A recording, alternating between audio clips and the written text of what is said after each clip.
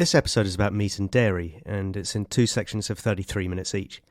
The first is a discussion of my guest pathways through life, if we would really miss meat at a restaurant, organic meat, pets, family dynamics around veganism, how taste is so important to make people change their diets, and how one of my guests' lives turned around after a protest at his restaurant. The second section is a bit more difficult, where we discuss disease in animal farming and the risk of pandemics, livestock cannibalism, personal trauma, and graphic descriptions of extreme violence towards both animals and humans. I had to take a day off work after the interview, so please take care with this one.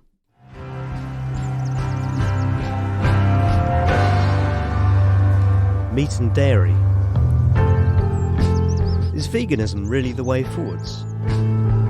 What are the risks of industrial animal farming, and is it a problem in the West? In this episode of Tipping Points, I speak with an ex-vet from pig farming and a Michelin-starred chef about the future of food.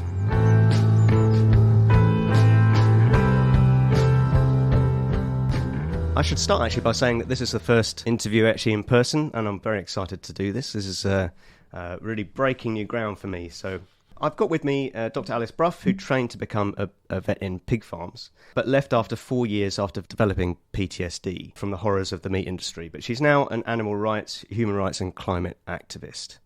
Alexis Gauthier, a classically trained French chef who was awarded a Michelin-star in 2011. And after repeated protests at his restaurant, removed foie gras from the menu in 2015 and became a vegan in 2016 and changed Gauthier Soho, the restaurant here where we're having our interview, to having a vegan menu in 2021. Welcome to you both. Thank you very much. So, starting with Alice, what was your motivation initially to becoming a vet, especially in pig farms? Well, my motivation to be a vet was probably the same as every other child, in that I absolutely loved animals.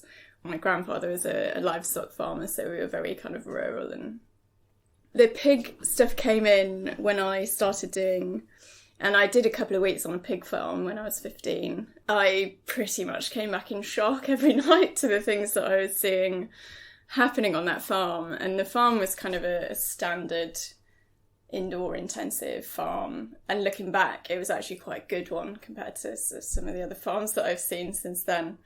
So as this 15-year-old, I was sort of seeing what was seen as normal and good practice almost, and thinking, gosh, this can't be what's best for the animals. Like, there must be a way of working this out in a better way that they're going to be able to manage producing pork, because I was obviously a meat eater at that point, without inflicting so much suffering that I was seeing. Mutilations and the sort of knocking piglets on the floor and all this sort of thing that shocks people when it comes out in the news was what I was seeing every day. So I went into vet school with the idea that I would eventually go into pig farming and try to work my way up, essentially, and effect change within the welfare laws. That was the idea, but it wasn't. Yeah, I think this is quite common, actually, isn't it, for people to want to go into an industry like the fossil fuel industry so that they can affect change from the inside, but then get totally worn down by it and then leave and then become activists. Absolutely, and I wasn't against it at the time. I was just sort of like, that can't be the best we can do. Surely, like, we're meant to be this sort of world-leading welfare country. Thank you. And Alexis, your journey to become vegan seems to stem from those foie gras protests. So could you explain why foie gras is so controversial and your journey then into where you are now? Yeah, obviously the foie gras issue was the catalyst of the changes for myself and for the restaurant.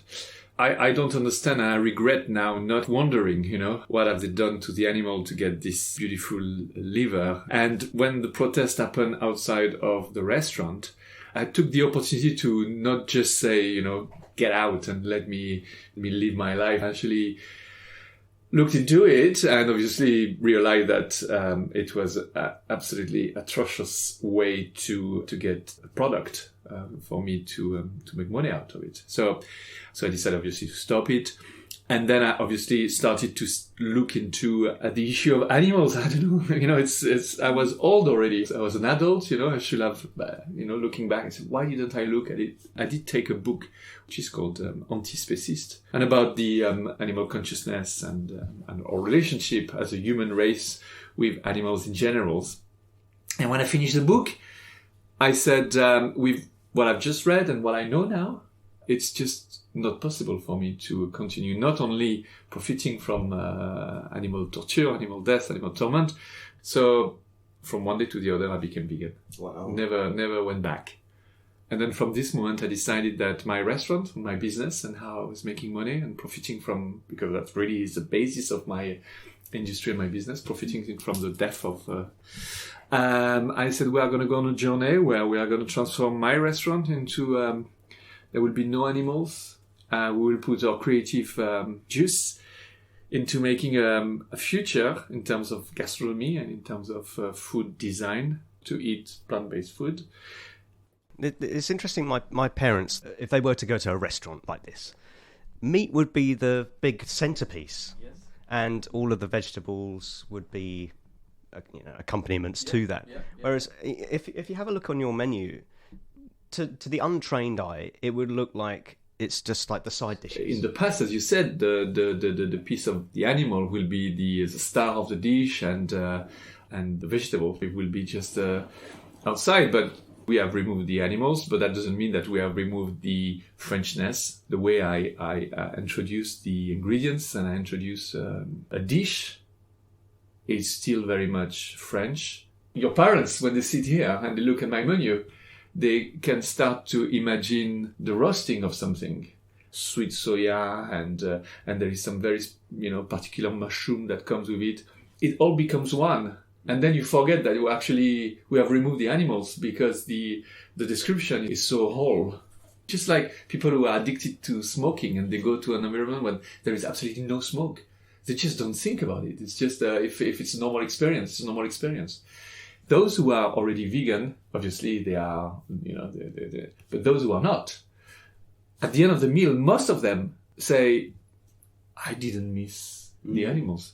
Of course you didn't miss the animals. Yeah. That's what we tell them. Of course you didn't miss the animals. But they are surprised. I had a perfectly well-balanced, satisfying meal with lovely flavors. So do you think that your restaurant is a kind of like a gateway for vegans to help convince their friends to change their diets? Yes, of course. If you want to, if someone is arguing with you and say, "Oh no, you cannot enjoy. I can't have my birthday without having any animals," And of course, say, "Well, let me take you to Gauthier Soho," and that will be the proof. You can't leave the restaurant and think that, "Oh yeah, I miss my cut of beef." No, that's. But it's also the chances for people to look at. The very near future of what the human being is himself. And we thought it was a massive step, it was like a mountain to climb, and it would have been impossible, and it will take years and years, and our generation will never change. Oh, that's not true. That's absolutely not true. People can change from one day to the other without missing any animals. It was interesting that you said that you went from eating a meat diet to going vegan in one day. And Alice, I wonder if you did that. Would you able to? Wish everyone was like that. I love your answer and your attitude, Alexis. I want everyone to hear what you have to say. I think I stopped eating pork because that was like quite an obvious one. I was seeing such awful things and doing. So I stopped eating pork, and then I think I did a veganuary because it was a bit more socially acceptable. And I was like, I'm doing it for health. I did actually notice massive health improvements within that, so I just carried it on. I wasn't eating meat at home, I stopped buying it, but if I went to an event, I would still, everybody's eating the meat here, so I'll just have the same as everyone else. It took me way too long. It was right in front of me. It required me to understand that what I'd been supporting for my whole life, I had to completely dismantle that within my own brain before I could get on board with the vegan thing. I noticed at COP26, Sainsburys had a big sponsorship there. And something they said was within their food pyramid, they included meat and dairy as a part of that food pyramid. I mean, they had in the tiny little subscript, you can use plant alternatives. But even Sainsbury's are pushing this kind of idea that it's essential in human health to eat this. Now, why would a supermarket be pushing that? It's a combination between what the customers want and how much they can actually control the customer. I'm certain they have reached the conclusion that now they are not in control anymore. It will take anybody 5 minutes to go on Netflix and to be convinced that they should not eat any more fish. And every time they walk in a Sainsbury's, they know that the battle is lost. Yeah, I think there is someone, with white hair in the boardroom. You're reminding them about the eggs and the milk and yeah, of course, Yeah. I think retail's in quite an interesting position, and they historically have had a lot of power because they can import cheap meat from Europe and elsewhere and sell it at the same price as they would sell the British product, therefore completely undermining the British industry. I mean, what we're seeing with the war in Ukraine and importing feed ingredients. Yeah, I just think it's all going to come crashing down, and at some point we're all going to have to look at how we're going to sustainably produce food within the UK, and that's not going to be the majority of our livestock, I think. I've got a statistic here that JBS, Brazilian meat supplier, produces 30% of the UK's pork, but they eat Brazilian soy and have half the emissions of Shell as one meat provider. Talking about deforestation in Brazil, could you clarify for the people listening to this who think that UK grown meat doesn't contribute to deforestation elsewhere? I really wouldn't want people to waste their time wondering whether they should feel good about eating a meat that is being properly fed with what is being grown here, so there is no impact on the planet as a whole. I will urge people not to worry about that, because the only thing they can do is to just stop eating the meat in the first place. End of the story.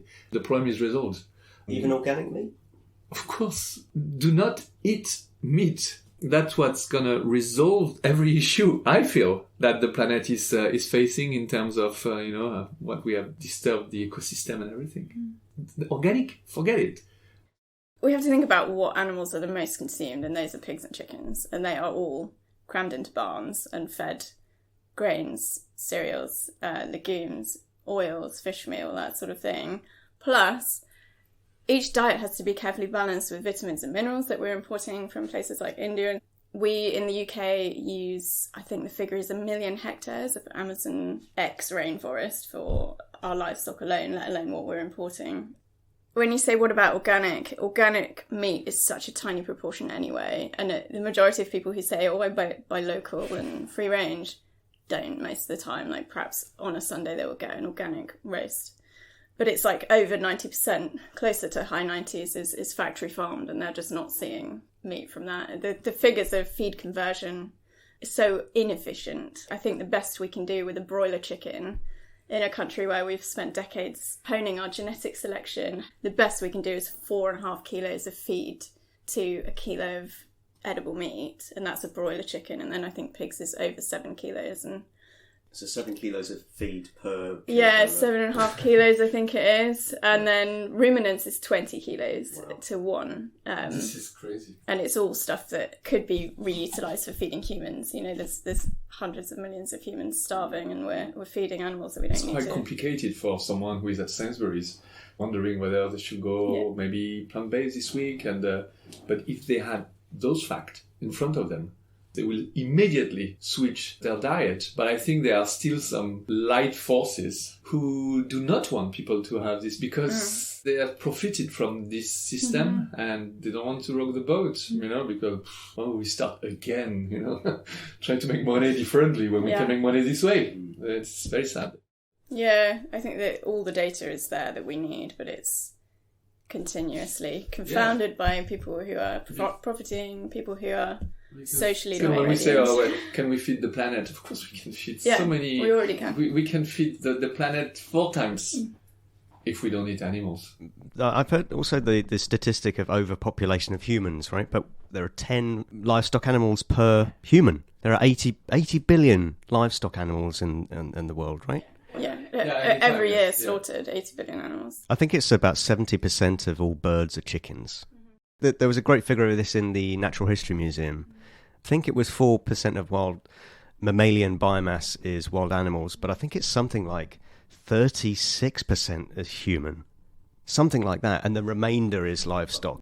Regarding pet ownership, it seems that our relationship with animals has become a little strange over the years. So we seem to have an emotional connection with animals like cats and dogs that have, in some cases, been bred to look like babies, and some are treated as such. But our compassion doesn't seem to be as strongly linked to animal intelligence. So the intelligence and sentience of pigs is well known, but people would happily buy a sausage made of a pig, but wouldn't accept a sausage made of a dog.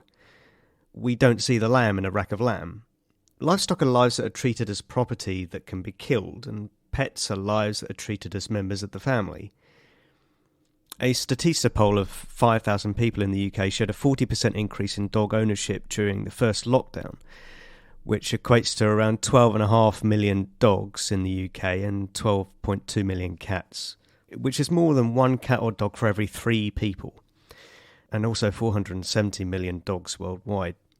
What effect would this have on a household's meat consumption? If someone has become a vegan themselves, should they have a pet dog or a cat?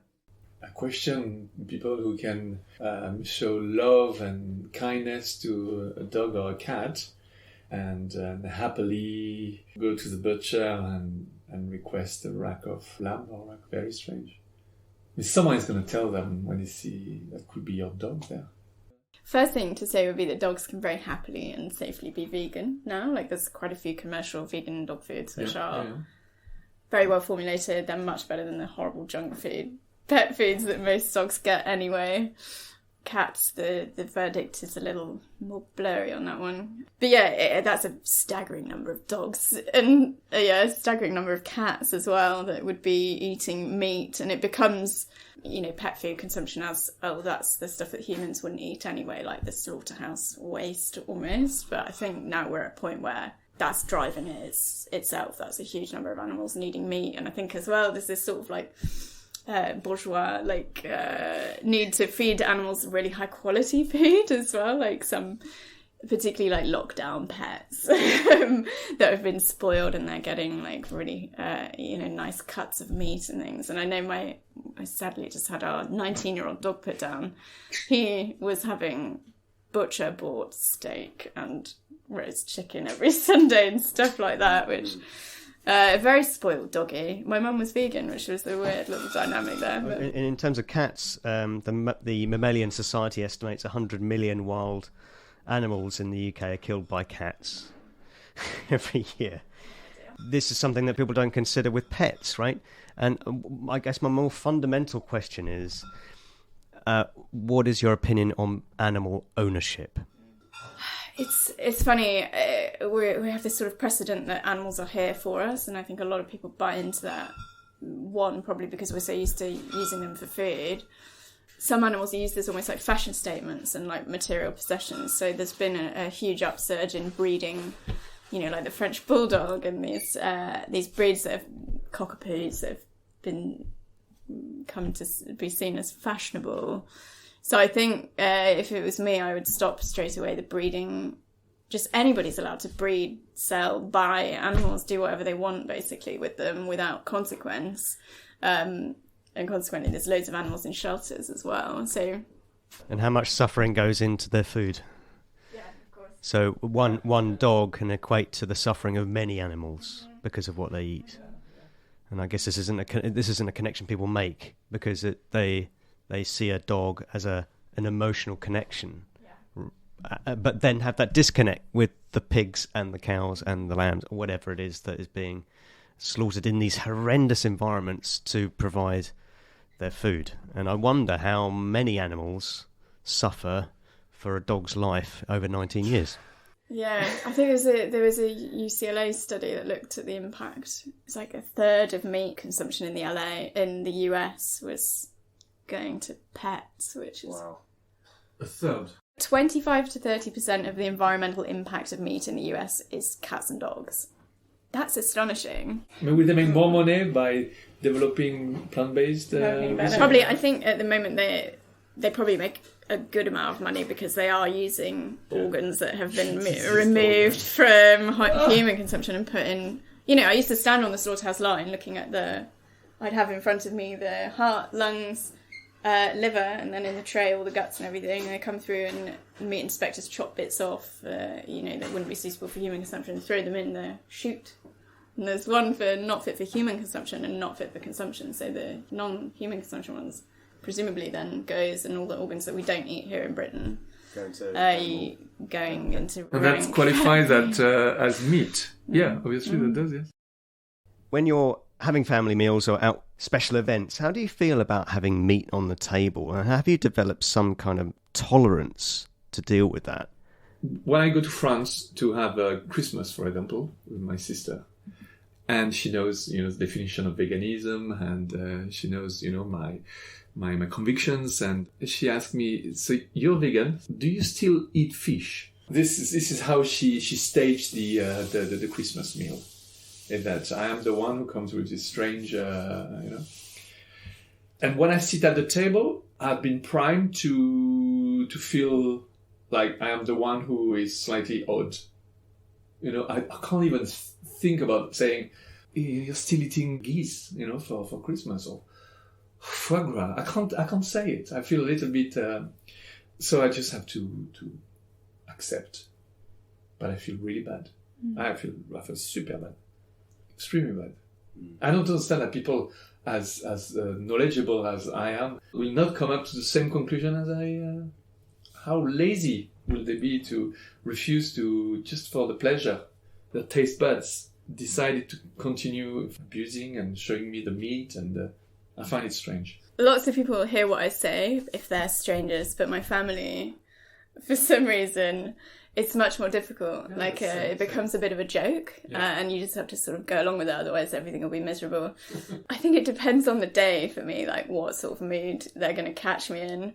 I do make comments here and there, and if I've, read something or seen something, I'll bring it to the family, or I'll send little clips in our, family WhatsApp group. They've got a lot better, actually. So I went to my cousin's house for Easter, and it was just a vegan meal. Nobody had any meat, which is a first. My mum and my gran are now vegan, so they went vegan a few years after me. That really helps because they're both excellent cooks, and I don't have to think about my own food anymore. I still have an element of dissociation when it's in front of me. I've got the same problem.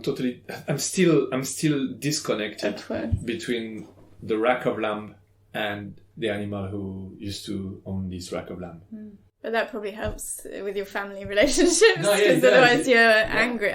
Some days I'm angry, because it's so personal for me. Their choices directly made me have to do horrible things to animals. Some days I'm like, I can't believe you're not taking my mental health seriously as my family. But I've kind of moved on from that, I think, and now I just sort of tolerate it. And because I realise I don't get anywhere with it with them. I send them my speeches and they say, "Oh, brilliant, well done." And I have noticed, a decrease in meat consumption, and my cousins actually bought my auntie the Bosch cookbook for Christmas, which again was mad, a totally new thing. So Bosch is the vegan cookbook? Yeah, sorry, yeah. So it's I think, in the right direction, and a couple of them now have small kids, and I think that's playing into it as well with the environmental stuff and the antibiotics and disease situation.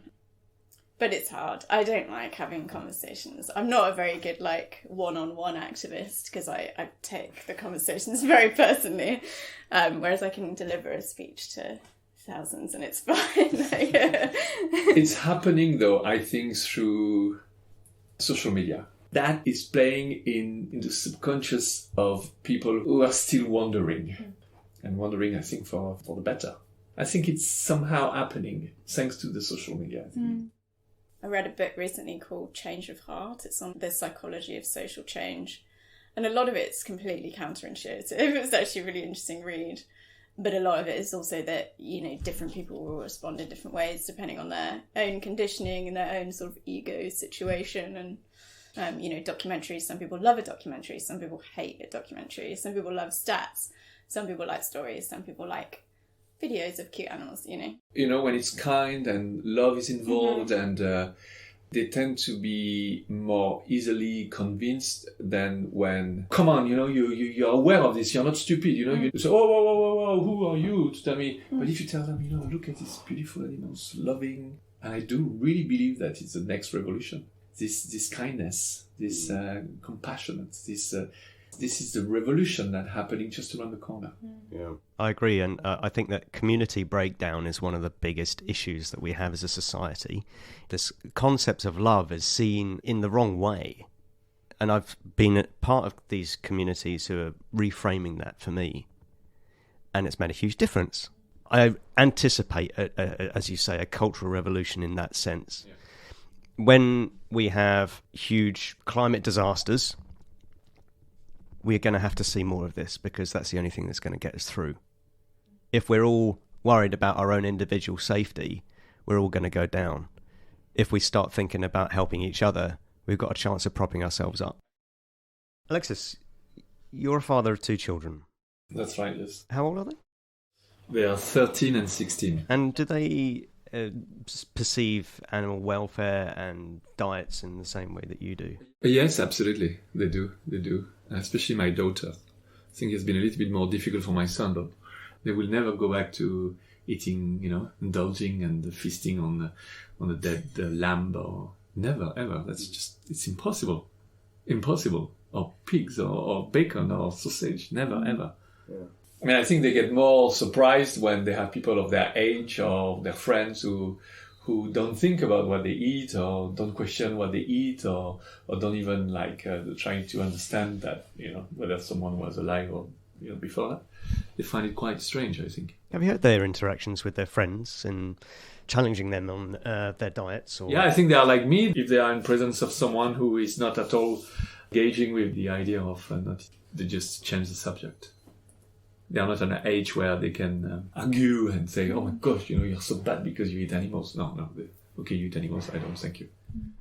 Do you think that your friends have changed? I think they can see where I'm coming from. They can see that it's probably the future, but they are still testing the water. Okay. Is everybody going to change like you do? Mm. But I've got no doubt that one day it's just like smokers. Yeah. Say, well, you still eat meat. And it's just around the corner. Yeah. And it will spread like wildfire. Yeah, I hope you're right. Alice, do you think that that might happen? Yeah, I do think certainly even over the last few years I've been vegan, it's got a lot better. I think we'll also reach a point where we actually can't farm animals anymore. We're going to destroy the soil, and we won't be able to grow enough crops for them. We're not going to be able to farm them without antibiotics, because they need so many of them at the moment. I mean, I think as a chef, I've got so much responsibility. Unless it's delicious, you're never going to convince anybody. Yeah. And there are still more ex-vegan than vegan. Maybe, they can't just find this deliciousness that they used to have with animal products. And because they come there so after 4, 5, 10 years of avoiding the deliciousness they used to know, they go back and do it. So I think that's why we need more chefs. Mm-hmm. We need more chefs, more food creators, more people designing food that is so delicious that... And when we get into the barbecue season... What would you like Sainsburys and Tesco, Waitrose, what would you like them to be doing? The kebab you would put on your... not based just of courgette and aubergine and onions. No. There is baked meat, fake fish, that the way they have been marinated and the way the texture and everything. Once you grill them, it's just like... McDonald's and Burger King, KFC, they are all experimenting with plant-based food, because they will be the ones who are really going to make the biggest change. Do more plant-based fast food, because that's how we are going to change the world. Mm-hmm. It's sad, but it's a fact. There are companies who develop masses of stem cell Wagyu beef. This is really the future, because someone who has, cannot live without beef and everything, no problem. We've got this mass. We've got the 3D printers. How would you like to look like? A T-bone, a fillet of... T-bone. Oh, fine. This is it. There's this French company who does the stem cells production of mass of foie gras. Yeah. And I've had the foie gras for years, and it tasted so delicious. And it tasted as delicious, as fat, and rich as the flavor of the animals. That is definitely the future.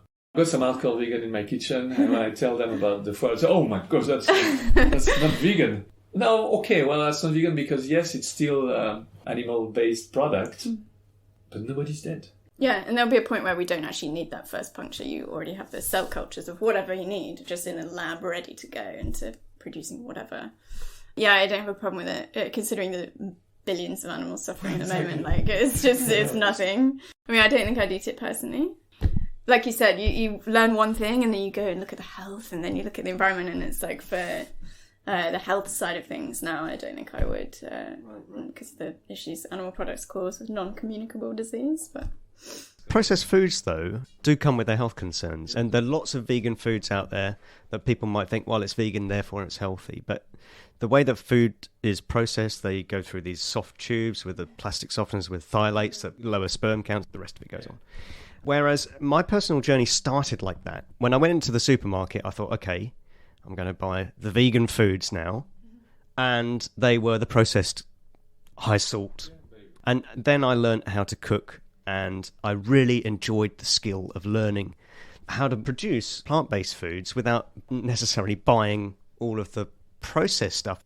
For the people who are transitioning into a vegan diet, would you say that they should start off by buying the processed foods and then learn the skills, or how would you help them to transition into that? I mean, nobody wants to waste a meal with lettuce and tofu. So I think it's vital that the deliciousness of food is really your first step into the world of veganism.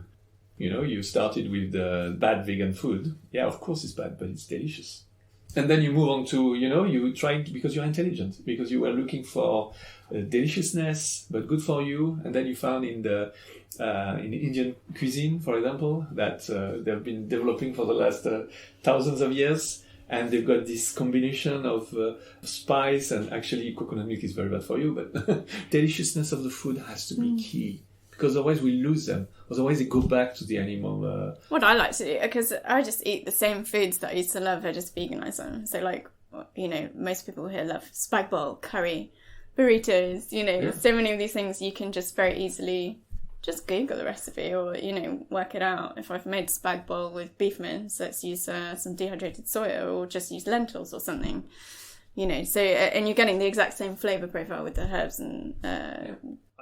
The protest that happened on your journey to becoming vegan, you said you engaged with that. Now, that sounds unusual. When you see protests happening outside buildings or in front of DEFRA or whatever, the people in these buildings put the shutters down and say, I'm not going to engage with you. But you did. And you learnt a lot from doing that. And it's a rare example of someone engaging with protesters, learning from it, and becoming a better person.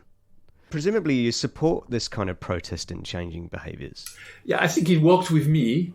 I don't think it will work with everybody. The kind protest is, I feel, the easiest to convince the other side to change. Which celebrity chefs are next making the same steps you did, do you think? I think there are many. The biggest chef on the planet, maybe they've got more to lose. Maybe I didn't have as much to lose as they did. Some of them, they are stuck. It's so difficult. There are going to be some big chefs who are going to lead the way. You just need Gordon Ramsay, for example. And I know him, and I know he's there will be a day where he knows what the future. Alice, you've been involved a bit more in protests. Have your thoughts on protests and protesters changed over the last 4 or 5 years? Protests and civil disobedience are absolutely an essential part of social change, and in order to get there they need to reach sort of critical mass and continue for X period of time. Like from the animal rights perspective and the sort of animal agriculture industry, what I've seen over my last 5 years or so is the more resistance, the more veganism, the more sort of uprising and pressure on animal agriculture, the more they double down on their efforts to resist it. They've got like anti-vegan working groups and they're really fighting this. Have you come to the conclusion that maybe in the future you'll chain yourself to DEFRA? Yeah, I'm holding out on this. Waiting for my big moment to do something reckless and get myself arrested. And I made that little speech outside DEFRA, and I did have the glue ready for if they tried to stop me.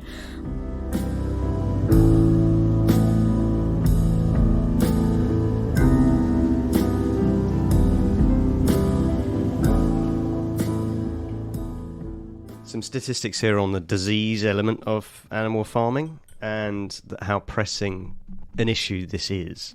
So climate change is a huge focus with the IPCC reports, you've got COP26, you've got countries and companies going net zero. But antimicrobial resistance, or AMR, could bring us back to the era before penicillin. What might that look like? And how widely are antibiotics used in animals? That is looking very frightening. The last figures prior to this, the ones released this year, were, I think, 700,000 deaths a year from antimicrobial resistance. It's now nearly 5 million. It was predicted in the last set of data to reach 10 million a year by 2050, and we're already at 5 million just, a few years after that last set of data. So it's really escalated a lot more than people thought it would. Not surprisingly, when you look at the fact that over 70% of antibiotics worldwide are used in livestock, often in very inappropriate ways, so massive overuse, massive misuse. In the UK, we use about 30% of our antibiotics in livestock, which I think is seen as a positive point by the industry and played as this we do much better than a lot of countries. But in my eyes, that is still a very alarming figure. And from personal experience, the way that the antibiotics are used is also very alarming. You're putting mass medication into big groups of animals, not all of them are sick, there's a mixture of pathogens on that farm, and you're medicating everything through the water or feed system. You are relying on a diagnosis by site to start putting the antibiotics in, so you might choose the incorrect one. You're relying then on the farmer to administer everything correctly at the correct dose for the correct duration, which doesn't happen a lot of the time. I can't count the number of times I've almost been banging my head against the wall saying, why have you not given the dose that I told you to give for, X number of days? It's why do you not realise the importance of this? If you look at the total figures, yes, we are better than other countries, but actually if you look at what's happening, it's really not good. And I've seen, resistance develop in real time just over the 4 years that I was working in the industry. But what it looks like, if we continue in the way that we're going and resistance continues to develop, it looks like, I've bumped my knee and it's a cut and it's getting a bit infected, I'm going to die. That is how bad it is. Your child could hurt themselves, get an ear infection, a standard UTI or something could kill you, which is horrifying. We won't be able to do, elective surgery, like cesareans, hip replacements, everything like that. We will really be back in the dark ages in terms of modern medicine. We're squandering these life-saving medicines that we use every day in humans. People might be thinking, well, we got 10 vaccines in 2 years, the scientists will sort something out. Should we expect the same thing with antimicrobial resistance? It's very hard to develop a vaccine. The other thing is, with this increase in disease, this increase in climate change, and the need for antibiotics is just going to keep going up and up and up. And with viruses, you often get secondary bacterial infections, which is what kills a lot of people, particularly with things like influenza. But you can't firefight disease. You don't know there's a disease until it's already spreading through the population, and with international travel as it is, it's just impossible to prevent something without actually preventing the conditions that have caused it in the first place. There's no way we can ever reach a point where we're not going to need antibiotics for things. What's the timescale we might be considering if we don't change our ways in animal livestock production, in terms of having a pandemic that comes from that? As in a pandemic, like a COVID-type pandemic, or the antimicrobial resistance? Yeah, it could be either, to be fair. I mean, the pandemic could be any time. The way that we farm animals, it's perfect conditions for creating another pandemic, like an avian flu or a swine flu or something like that. That would be the most, likely candidate. There's avian influenza circulating on UK farms at the moment. I think it's up to 108 incidences since the end of October. There's been a spillover event into a human already, and it's highly pathogenic, so they've culled millions and millions of birds on farms. Swine flu is circulating all the time and is not notifiable, so we have no idea what's happening with that. I've contracted swine flu on farms. I've seen colleagues go down with it. I've seen it go the other way. It's just a perfect sort of mixing pot, these particularly intensive farms where you've got thousands of animals crammed into one airspace. They're very stressed, they're diseased. You've got people going in and out breathing the same air. It's just a matter of time. It's very worrying. And COVID, yes, happened to have come from likely a wet market in China, but it's the exact same conditions that would create a pandemic here. We can't completely rid ourselves of responsibility there. Yeah, 3/4 of new diseases come from animals. And there's another virus, the H5N1, which is another variant with a mortality rate of around 60% that's circulating. Why has that not spread like COVID has spread?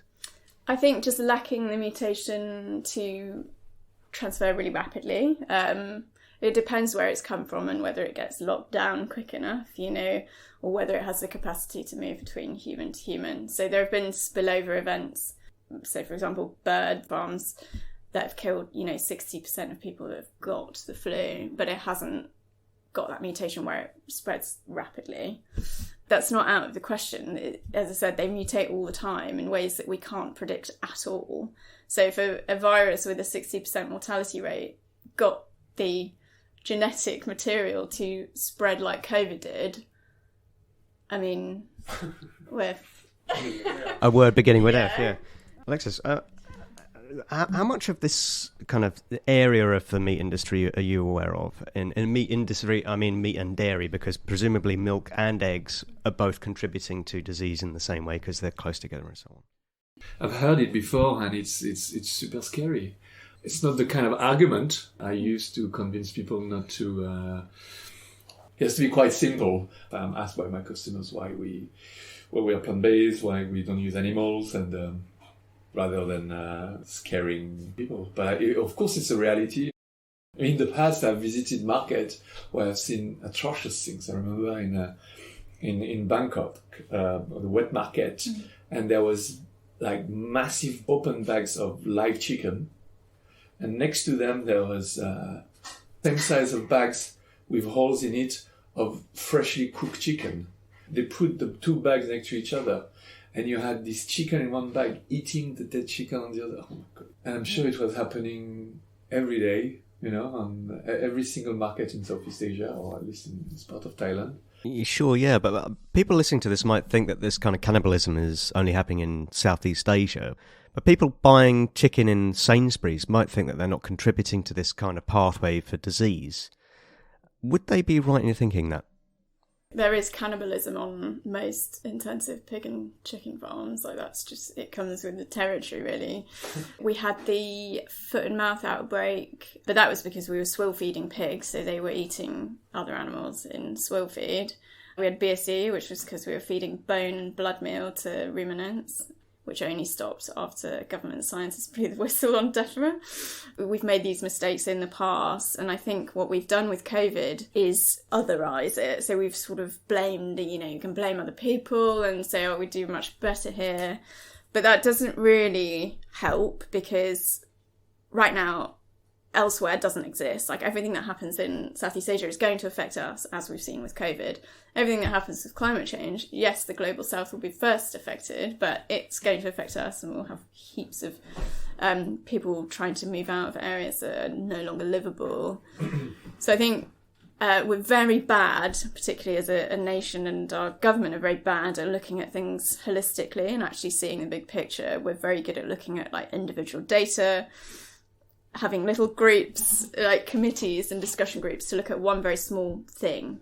But actually, if we just engage our brain for a moment and think, okay, we're one planet, everybody moves internationally now. Alice, you've mentioned subsidies a couple of times. Yes. Very annoyed by subsidies and bailouts. At the moment, government is basically in bed with whatever big business is giving the most money to them in lobbying power. So animal agriculture, big pharmaceutical companies, fossil fuels. Fossil fuel industries were the biggest delegation at COP26. We know it's a problem where big industry is allowed to lobby government to influence policy, and we have the same with animal agriculture. So at the moment, a huge proportion of livestock farmers' profits come from subsidies. So we're paying already, as a taxpayer, we're paying already to help them produce the meat, and then we're paying for cheap meat. So we've already paid in social costs, we've already paid in disease costs. It costs, I think it's 9 billion a year for foodborne disease in the UK, and this is somewhere where we have high food safety standards, and we do a lot better than a lot of countries where hundreds of thousands of people are dying from foodborne disease. But that's changing, right? I think it's changing. I mean, especially here. They are going to give subsidies to people who less production, more looking after the land. Yeah, stop me if I'm wrong, but I think it's. I'm not trying to defend the current government, but I think that's what they are trying to do. Yeah, there's definitely talk of it, and there's talk of paying money for environmental protections and various things, but it's not quite pinned down into policy. So at the moment it's still, I think like sheep farmers get 91% of their profits from subsidies, which, nobody needs to be eating lamb if that's the case. Like, it's already expensive to buy, let alone subsidise. Could you discuss any particular events that have left a great impression on you that may have contributed to PTSD? Yes, so many. I mean, I could write a book easily filled with stories on just the many horrendous things that I've sort of seen and done. Crippling lameness, so I could walk into a farm and 50% of the pigs in a pen wouldn't be able to get off their back legs, so they'd be dragging themselves around. Tail biting, which is cannibalistic vice behaviour when pigs are stressed. And that's something which is just getting more and more common the more we intensify farming. What you find is pigs start chewing each other's tails when they're stressed. It depends whether it's environmental or, could be a disease issue. That sort of chewing of the tail is a direct route into the spine. So they introduce bacteria, it creates an abscess. Very, very painful. It's obviously right on the spine. And then the abscesses sort of track up into the other joints. And it can just happen like overnight, and I'll be called out to a tail biting outbreak and you just don't know what you're going to find. And often you'll go in and there'll just be pigs with blood everywhere. Just horrendous, and it's completely not salvageable because it's such a big open wound into the spine. You just can't stop the bacterial infiltration. So you put antibiotics through the water, but you end up having to shoot many.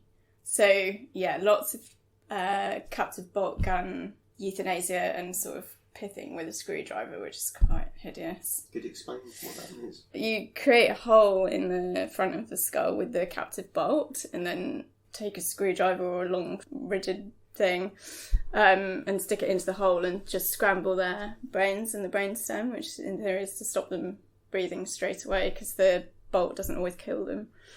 So in order to do that, I sort of had to get them on a snare and look them in the eyes to do that in the correct place, and that just sort of goes home with you at the end of the day.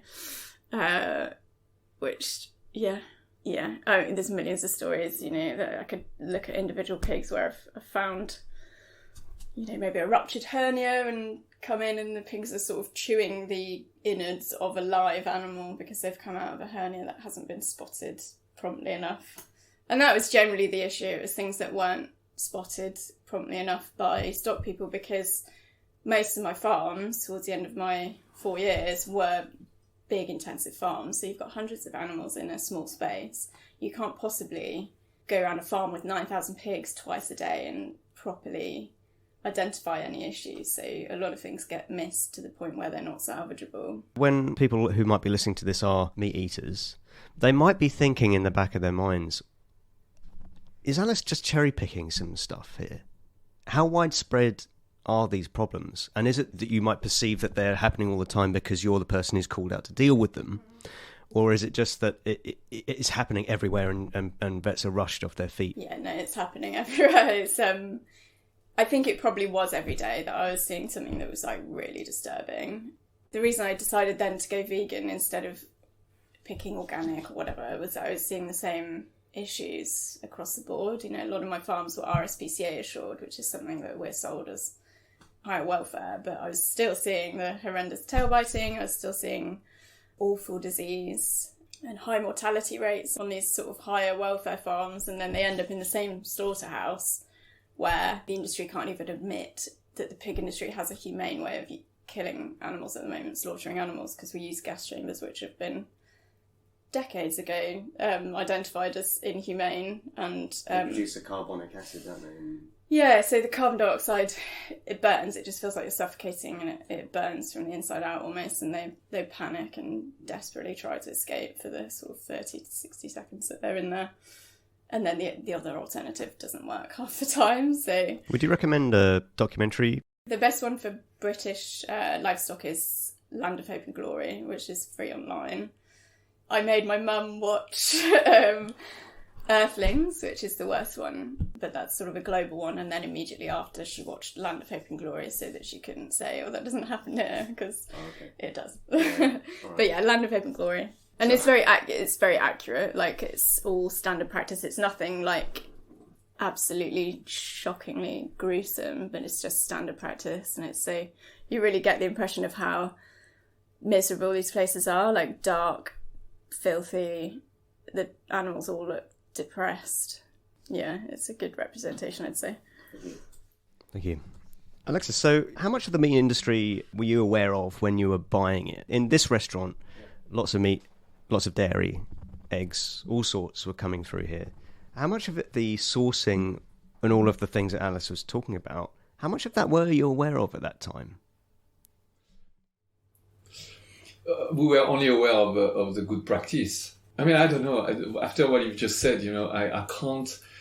Was I living in denial as a chef for many years? Did I really think there was a rosy life? I need to reflect. Sorry, this is... Was I really true to myself when I was told that when I used the fillet of beef, which was the most marbled, or the bacon, or I don't know, it's another me. It's a me that did not want to accept. I was just happy to believe anybody. They will tell me, yes, it's happy life. Veal, for example, in France. I was thinking about the final product. I wasn't thinking about the... killing the animal, but not killing the animal properly, and maybe the animal being removed from his mother, and oh gosh, Yeah, which is not your fault, because of course it's my fault, because where was my brain? The industry has various poster farms, and I've actually been involved in setting farms up for adverts, like poster farms, yes. Supermarket adverts, and you massively understock the unit. Mm-hmm. You put loads more straw than they'd normally get, toys. And then they put the rest of the pigs in, and that's it. And they're then covered in shit for the rest of their lives. I think I was, like a lot of chefs, I was living in denial. Just listening to a farmer telling me that his or her animals are happy animals. Seriously? What was I thinking? I have got no idea. Sorry. I had a brain and I didn't use it. Sure. I think we all have to be compassionate to our past selves. I particularly find that hard because I look at the things I used to do, which I wouldn't do anymore, and I find it difficult to reconcile. My therapist says that this is something I need to work on, right? And I think it's something that we all need to be aware of.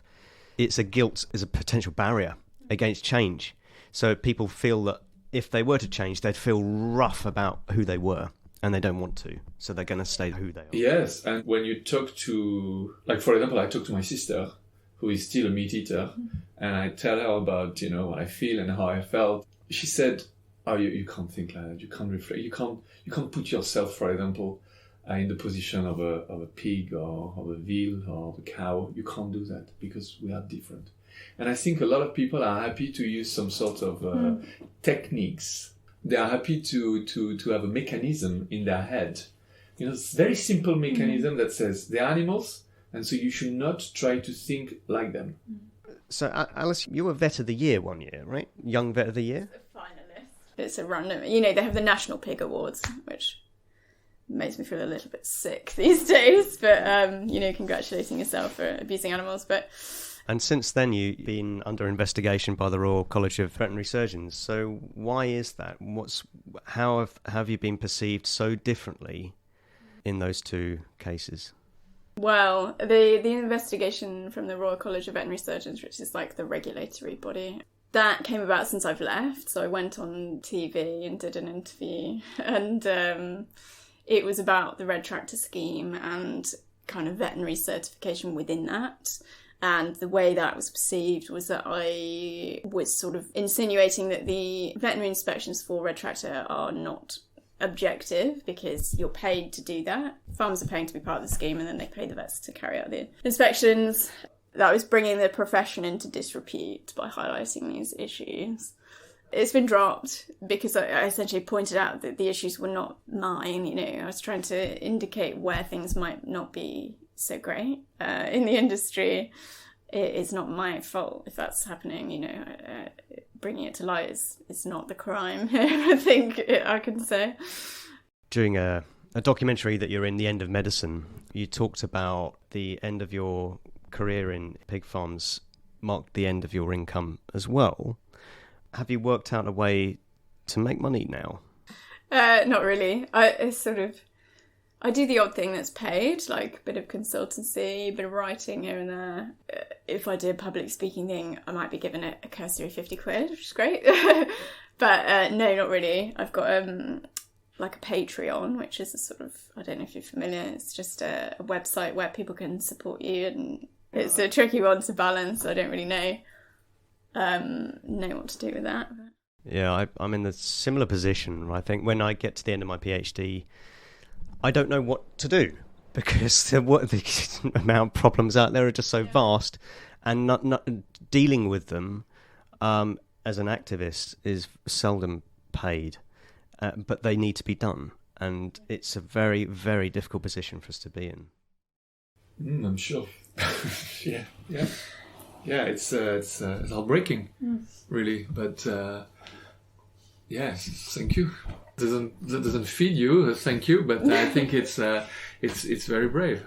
Have other people in the pig industry followed your pathway? Yeah, it tends to be, you know, like younger people come in and then drop out after a couple of years, and they go and do dog and cat veterinary medicine, and I think just block out the experience altogether.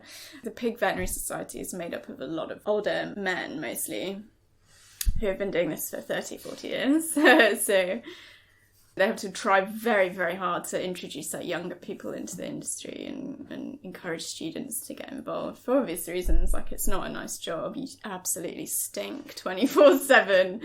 It's very disturbing work. It's like, you know, you do 5 years of training of how to save animals and you end up killing them every day. The people who are attracted to the meat industry who might have violent tendencies, being unaccountable, having secret film footage of them bashing them over their head with hammers, grabbing them by the legs and swinging them around and kicking them, and all of these awful things.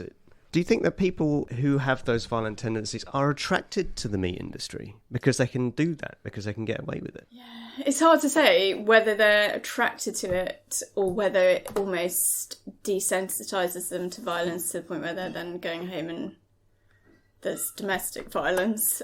These cameras are put in for a few days or a few hours, and they're capturing that. So that is happening a lot, and that's something that I saw as a vet, even in front of me. You know, somebody in front of me is kicking a pig directly into an open tail-biting wound, or, you know, yelling, swearing, hitting, doing awful things. And you can just sort of tell, like, the people that are like that, because they're like that with you as well. Like, I've had quite a few horrible... And it's by no means like all farmers. I had some nice farmers as well, and I had some people who I genuinely thought really were not comfortable with what they were doing. But there is a scarily large proportion of farmers who I felt a bit like not safe around. Do you feel physically safe after speaking out against the meat and dairy industry? I don't know. I feel a bit like, if anything, you know, there's a few people that have said, if anything happens to me, tell everyone everything. I think when I first came out, my mum was like, you need to move house, change your address, change your name. And I was like, no, I think it's fine. You know, I'm in a good position in that, you know, in many countries, activists get shot all the time. Like America and South America, environmental activists are killed all the time. I'd like to ask Alice a bit about a fairly traumatic experience about your brother. If you're happy, would you be able to explain the situation? Yeah, so basically my brother, a year and a bit ago, was murdered by a pig and poultry farmer in the sort of area that I was working at the time. And this guy stabbed my brother like 14 times, sort of in the head, neck, back, for no reason. Like, it was, he had sort of gone out obviously looking for a fight or something, and my brother just sort of stood there. And the kind of final blow was exactly what you would do to a pig to bleed them out. sort of a knife into the neck and down and twist sort of thing, which is worrying given his job with pigs and poultry and stuff. You know, that's since I've left the industry and been doing all this activism work, and by the time the trial came around, almost convinced himself that he hadn't done it. It seemed like he'd really sat in that cell for 8 months and worked up a story and convinced himself, despite it being, you know, there were witnesses, the CCTV and stuff. To me, sitting there listening to him speaking was exactly like listening to people in the meat industry defending what they're doing, and they've sort of convinced themselves that they're not doing anything wrong, if that makes sense. Like, there was a load of parallels for me. I mean, it was obviously a very hideous, traumatic event for the whole family, but for me particularly, it just was like, right, well, this clearly extremely violent man has worked in a violent industry, and whether that, you know, attracted him, like you said before, has it attracted him because he's already inherently violent and he can take out his issues on the animals, or has that work created some sort of normality with stabbing someone in the neck? Like, it's... What? So, was your brother working in the industry? No, he didn't know him. It was just a completely random attack, basically. My brother was with some friends at their flat, and these two guys upstairs came down looking for a fight, basically. But we had to wait months and months for the court case, and then sit in court listening to this guy talking about, I had to be on farm the next day, and when he said pig and poultry farm, I was like, oh, I knew it. I just knew he was going to say that. He just reminded me of so many people that I'd worked with in the past. I've obviously talked about the violence of farmers that I've worked with. I've appraised hours and hours worth of footage, undercover footage, where I've watched farmers hammering animals, like you said, and doing terrible things. It's just another thing, and we know that, you know, slaughterhouse workers generally have much higher rates of domestic violence and that sort of thing. So it's a worry, like that. Even people who don't work in the industry, it's almost like we're paying for animals to be killed horribly and suffer throughout their lives. It's like a normalised part of society now. Final thoughts then. Any final thoughts you'd like to share? Oh my God. We've talked about so many things. Well, I think it's after listening to what we have said and all the points you have mentioned and the conclusion we have came, if they still think that there is a rational and fair and good reason to continue consuming animal-based products, there is a problem.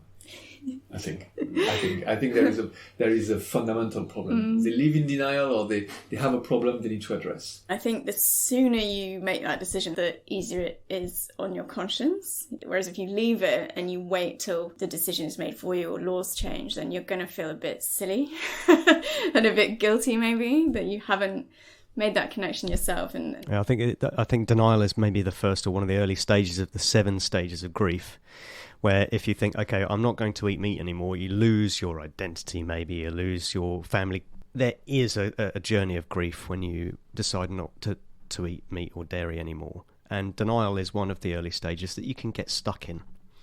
And it's very easy to get into that kind of loop where you're not going to continue your stages of grief because you're kind of stuck at that point. So people who are in denial have started their journey. And I think also, like, think outside the box. Like, a lot of what I do is very negative, like negative activism, and it does have its place where I have to tell people what's happening and explain all these issues in the data. But actually, what's going to change people, like you said, is the delicious food and this solution, which is amazing. And if more people start using their imagination and thinking about different ways we can create food, different ways we can farm, different ways we can care for our planet, like, that's going to be where the chain reactions start happening, rather than everybody becoming depressed by. They want to look at the future, they want to be part of it, and you just need that much to convince them to be part of it, and then jump into it, and this problem can be resolved almost overnight. It's not a huge problem because it lies in, and it's a one-way street as well. Once you learn it, you can't unlearn it. It opens up the climate crisis, it opens up the food crisis, and what our futures are going to look like. The fact that we're probably not going to have pensions. You shouldn't be thinking about getting mortgages. It's getting to that point takes lots of little steps, and getting there quickly isn't the right way of doing it, because it's going to leave your brain in a total scramble. The quicker people make that journey, the more time they're going to have to get to the right place they need to be by the time they need to be there. All right, well, Alice and Alexis, thank you very much. It's been an incredibly interesting and illuminating conversation. Thank you very much. It's lovely to chat to you both. Music from Climate by Eric Ian Walker, commissioned by the Climate Music Project, who communicate the sense of urgency of the climate and ecological crises through the emotional power of music. More to be found at ericianwalker.bandcamp.com and climatemusic.org.